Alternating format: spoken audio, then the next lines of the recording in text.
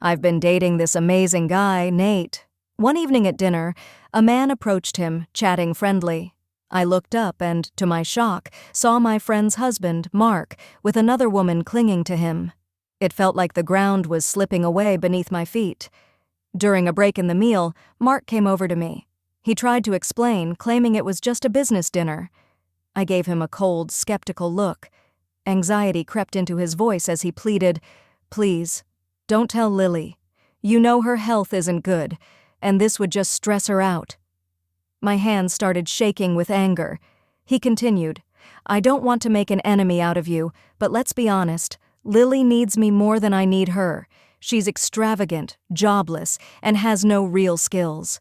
What good would it do her to leave me? You're her best friend. You wouldn't want to hurt her, would you?" I was furious.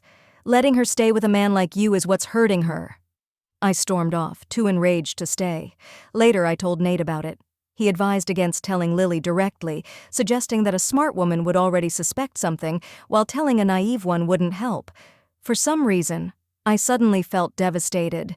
Nate tried to comfort me. I confided in him, imagining what it would be like if he loved someone else and I had to pretend not to know. He laughed, kissed me, and just held me close, not making any promises. A few days later, I met up with Lily. She immediately asked, "OMG, are you dating Nate?" I awkwardly nodded. She got excited and started gossiping about Nate's notorious past, all his exes, and how everyone thought he was the best in bed. It hurt to hear, but she didn't seem to notice. She teased, "Do you really trust this playboy?" I instinctively replied, "Do you completely trust your husband?" "Of course we're married," she said with a hint of irritation. Then she added, "Mark told me he ran into you with a female client. Don't misunderstand." "You just believe him?" I asked, stunned. "Why wouldn't I? Mark isn't Nate," she said, her tone cold and dismissive. Our conversation ended awkwardly and we didn't speak for a long time. Despite my love for Nate, I felt insecure. He was charming, optimistic, and gentlemanly, but he never made me feel like I was irreplaceable. As my feelings for him deepened, so did my anxiety. I started obsessing over his every move and feared any woman near him. This led to my decision to break up with him, knowing I couldn't go on like this. Nate agreed without a fuss, packing up and leaving gracefully. He even got me Beyoncé concert tickets as a parting gift. I cried all night after he left. Trying to escape the heartbreak, I planned a trip to the beach and called Lily, only to hear, "I might be getting a divorce." "What?" I was shocked.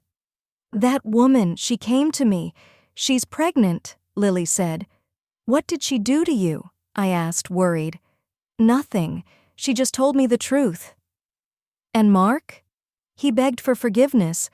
I used to think if he ever cheated, I could overlook it as long as it didn't affect our family. But seeing her pregnant, I exploded. I can't accept it. To hell with love and forgiveness." Lily's voice broke, revealing her agony. "Do you want me to come over?" I offered. "No. If you come, I'll definitely cry," she said, her voice trembling. Tears filled my eyes. "Then let's cry together. Tears are toxic." In the end, we went on that trip together. I spent my time at the beach, watching the sunset and drinking beer, but I missed Nate terribly. I missed his smile. I missed racing our Labrador to him for a hug when he came home. I missed waking up next to him in the mornings, playfully kicking him under the covers. And I even missed his dirty jokes that made me blush and curl my toes. Update: Lily divorced Mark, staying true to her fierce and decisive nature. I admired her courage to move on. Then, I returned home to find Nate parked outside, smoking and staring at my house with a heavy look in his eyes. The moment I saw him, I knew he loved me, maybe not as deeply as I loved him, but it was enough. I dashed to him, nearly toppling him over, before dissolving into his embrace, tears streaming down my face. Feeling his comforting hold, conveying rare vulnerability and longing, we made amends. He had a past, but it didn't matter anymore. Whatever the future held, I was ready to face it with him,